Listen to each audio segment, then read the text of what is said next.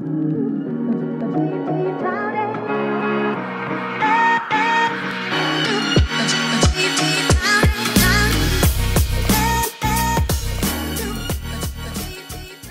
pense qu'il n'y a pas de lien de causalité entre les deux. Alors il peut y avoir un lien temporel, hein, c'est-à-dire qu'effectivement, vous pouvez déclencher une sclérose en plaques, après vous êtes fait vacciner contre l'hépatite B, contre autre chose. D'ailleurs, vous pouvez même faire une sclérose en plaques après passer sous une échelle, ou après avoir croisé un chat noir.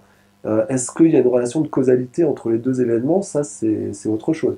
Il y a bien un lien temporel, mais il n'y a pas de relation de causalité a priori, hein. Vous pouvez croiser tous les chats noirs de votre vie, et c'est pas pour ça que vous allez faire une sclérose en plaques. Donc, la question qui est vraiment importante, c'est pas le lien temporel, mais c'est le lien causal. Est-ce qu'il y a une causalité entre les deux?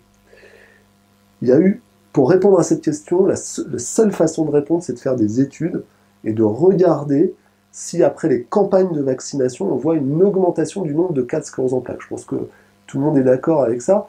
Si la vaccination contre l'hépatite B ou autre chose entraîne une sclérose en plaques, à ce moment-là, quand on va vacciner des dizaines de milliers de gens, on va voir une augmentation des cas de sclérose en plaques apparaître. C'est obligé. Il y a eu plein d'études qui ont été faites là-dessus. On ne voit pas d'augmentation dans les 5 ans après la vaccination. Ça ne se voit pas. Quelle que soit l'étude faite, on ne le voit pas. Il y a eu très récemment une étude qui a été faite dans les pays nordiques sur plusieurs centaines de milliers, je crois que c'est au Danemark, si je ne dis pas de bêtises, sur plusieurs centaines de milliers de personnes. Toutes les vaccinations ont été étudiées, l'hépatite B, la grippe, tout a été étudié, l'HPV aussi, tout.